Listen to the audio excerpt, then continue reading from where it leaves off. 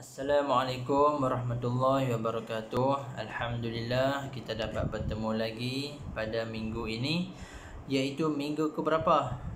Minggu keempat Pendidikan Islam. Kita akan lihat apa tajuk kita hari ini. Pendidikan Islam.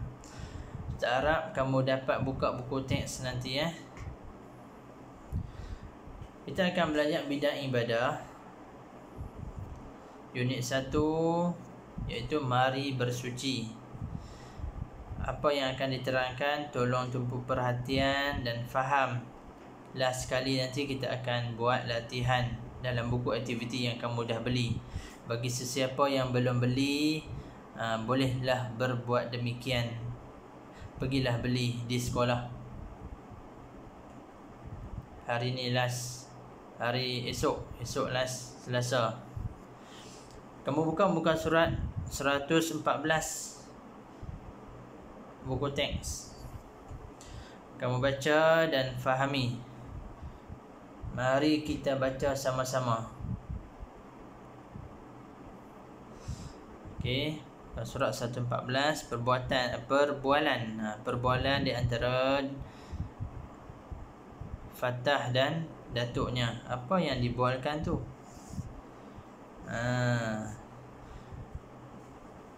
Fatah kata, tengok Tok, Hafiz terpijak tahi. Dia kata. Tok dah jawab, itulah kalau tidak berhati-hati, kan dah terpijak najis. Fatah tanya, apakah erti najis Tok? Jawab datuknya, najis ialah semua benda kotor yang menghalang daripada sah solat, seperti darah dan tahi. Contoh tahi ayam, tahi kucing. Kemudian Fatah jawab, oh, baru Fatah tahu. Okey, sekarang kamu buka 115. Okey, kita akan mulakan dengan jenis-jenis najis. Jenis-jenis najis ada apa? Jenis-jenis najis ada 3 jenis. Yang pertama najis mukhaffafah. Yang kedua najis mutawassithah. Yang ketiga najis mughallazah. Yang pertama najis mukhaffafah. Apa erti najis mukhaffafah? Iaitu air kencing kanak-kanak lelaki yang berumur 2 tahun ke bawah yang tidak makan dan minum kecuali susu ibunya sahaja. Itu najis mukhaffafah. Najis mutawassithah pula iaitu najis sederhana, iaitu najis selain najis mughallazah dan najis mukhaffafah. Contoh air kencing, tahi dan darah. Najis mutawassithah iaitu najis pertengahan. Dia bukan mughallazah dan bukan mukhaffafah. Tengok najis, contoh najis tahi burung, tahi ayam, nampak dia terpijak tahi dah tu. Okey. Najis mughallazah pula.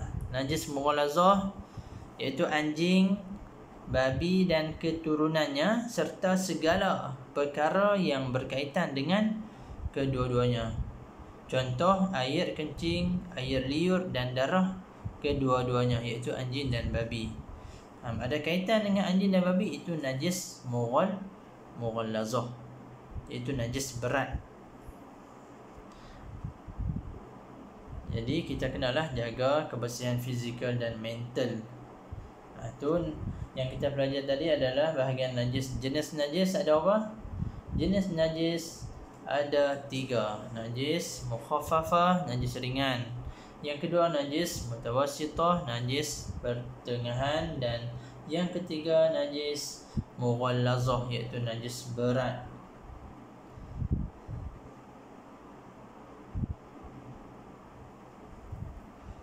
Okey, baik, terus kamu buka muka surat 116. Okay, 116 ni apa yang dia nak? Mari kita lakukan, praktikkan di rumah kamu. Ini tugasan kamu, cara-cara menyucikan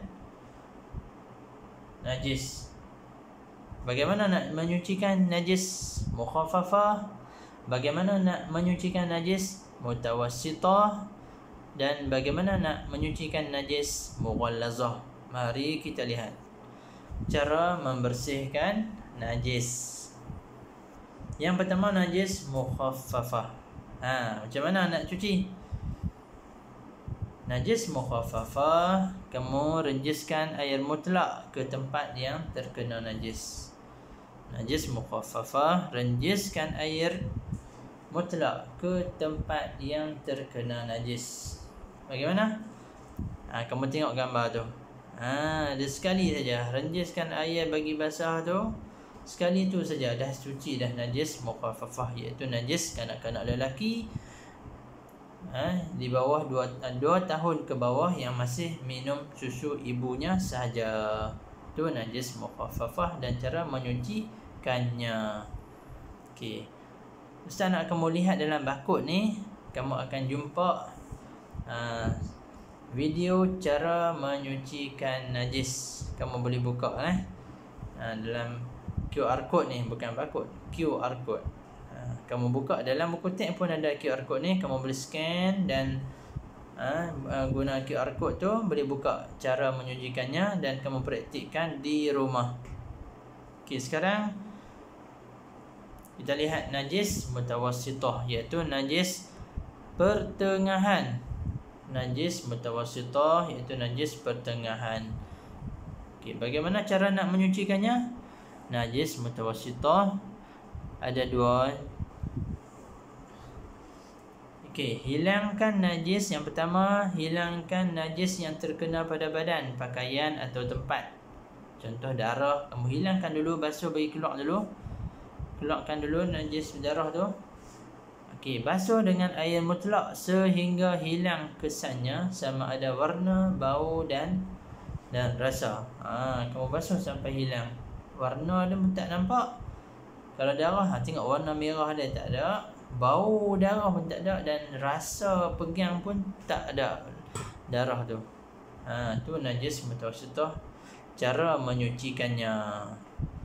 Okey, kamu tengok gambar lah. Mula-mula hilangkan najis pada seluar ataupun pakaian kamu. Yang kedua, kamu basuhlah sampai bersih. Itu najis mutawassithah. Okay, kamu nak tengok cara menyucikannya, kamu buka QR code ni. Kamu akan dapat melihat video cara-cara menyucikan najis mutawassithah. Okey, baik. Sekarang kita tengok najis mughallazah. Najis mughallazah iaitu berat, najis berat. Najis mughallazah iaitu najis berat. Bagaimana cara menyucikannya?